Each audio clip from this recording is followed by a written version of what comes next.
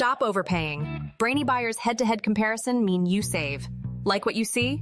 Subscribe and fund the fight for honest reviews. Stuck choosing between the Sony 28-70mm F3.5-5.6 FE-OSS and the Sigma 16mm f/1.4 DCDN Contemporary for your Sony E-mount? It's a tough call.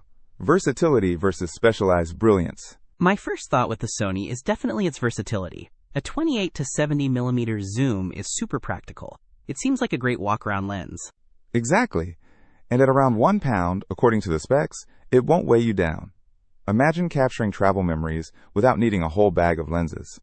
Plus, it has optical steady shot. The Sigma, though, has that ultra-wide f/1.4 aperture. That's going to give you incredible low-light performance and seriously dreamy bokeh. Think astrophotography or beautifully blurred backgrounds. Okay, let's dive into what makes these lenses tick and help our listeners decide. The Sony zoom range from 28mm to 70mm is incredibly useful. You can easily switch from wider landscapes to tighter portraits. The product description even mentions minimal change in lens length during zooming, which is a nice touch. But how sharp is it across that zoom range, especially considering it's a renewed lens? Are you sacrificing image quality for convenience? The original price was $398, but now it's around $226. Is it worth the compromise? The Sigma, being a prime lens, is optimized for sharpness at 16mm. It's designed for APS-C sensors, giving you a 24mm equivalent field of view. And that f/1.4 aperture is a game changer in low light.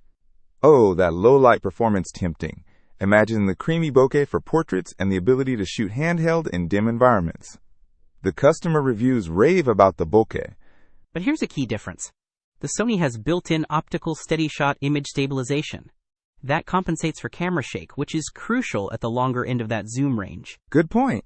The Sony stabilization is a lifesaver for handheld video and stills, especially if you're not using a tripod.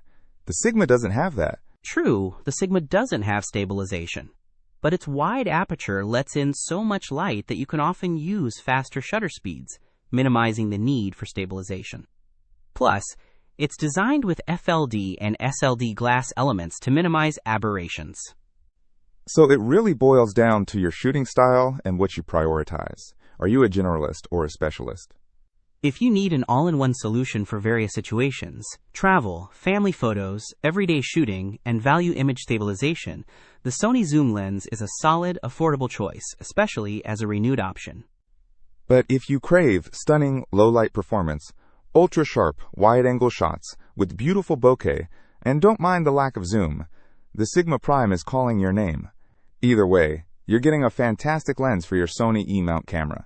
Don't miss out on our next in-depth review to help you make smarter purchasing decisions. Hit that subscribe button and the notification bell so you're always in the know.